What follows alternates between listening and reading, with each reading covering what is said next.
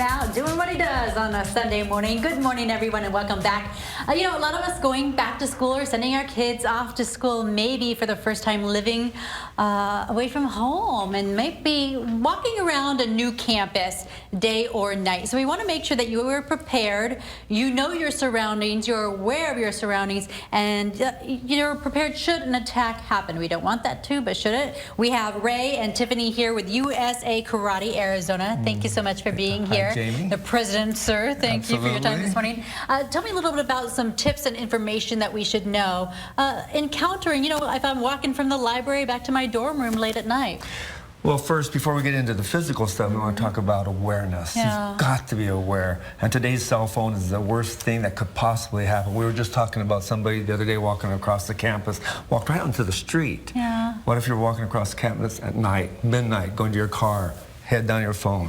You're in bad trouble. We're so addicted to them. We can't put them down. Horrible. So you have to be aware. You have to have a plan. What if? What if something happens? Do I have my keys? I'm a pepper spray guy, you know, so I believe that woman should have that in her hand ready to go when she's going places that could be dangerous. And If the I last feel thing, if I feel funny, I make a phone call and I call someone and I'm on the phone. If I'm walking through a dark parking lot, I'm over here. Is that the right thing to do? The wrong? I believe that's good, but it takes away awareness a little bit. Yeah. Again, I'm not even going there. Yeah. Because I feel bad. And the last thing is instinct, especially women. Women have this great instinct about something doesn't feel right. Go with it.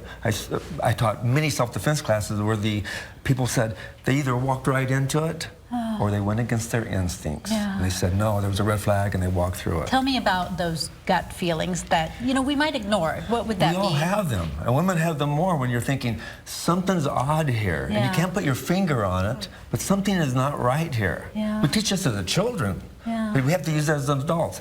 And just go away. Just it's better to listen err to it. on that than to walk right into a bad situation where you don't want to get to this. Okay, but if so you Tiffany, do, Tiffany, will bring take us it. to this. That's right. So, of course, the self-defense is the last resort, but Yeah. we're going to show you 3 simple things that you can do in case you are grabbed or attacked. Okay. So we have Noah and Rachel here, and what Noah's going to do first is grab Rachel in a wrist grab. Now, this could also be grabbing her purse off of her shoulder, Yeah. something like that, grabbing her arm, and our initial instinct is to pull away from that. Right. But she's not going to outmuscle him.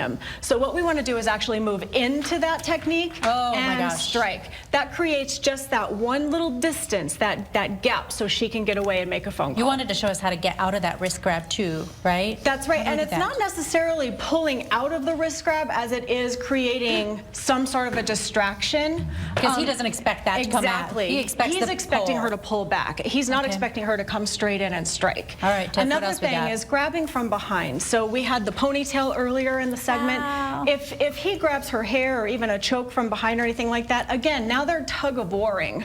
So she's pulling against him, he's pulling against her, and he's going to win.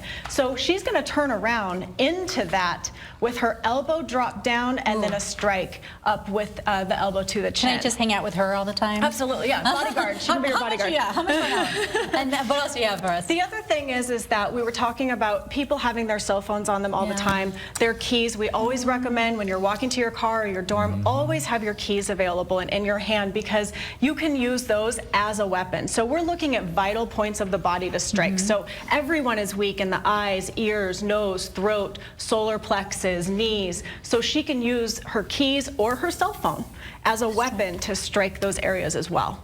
Okay, but you like the mace, right, Ray? I'm a pepper spray guy because you can do something farther away. You don't want to get this close, No. especially if you have no training. Yeah. That's why we advocate get some training to help your odds. I like spray, but you have to have it in your hand, not in the ready. purse. Yeah. Excuse me, sir. 1 minute when I get this, and then I'm going to Hold get that you. off. And then you have to practice with it. We were talking about if you buy it, you need to go practice it. You can't just simply think you know how to operate. And even the way it sprays, occasionally I'll spray Yes. mine just to see the flow of the spray. Picking up wrong spray yourself is not a good situation. My aunt, or I'm sorry, my niece did a little something at a restaurant with one of my pepper sprays. You maybe don't want to get the one that looks like lipstick. Just saying. Thank you guys for being here. Thank you so much. Great information. Thanks, Put the Jamie. phones down, my friends. We'll be right back.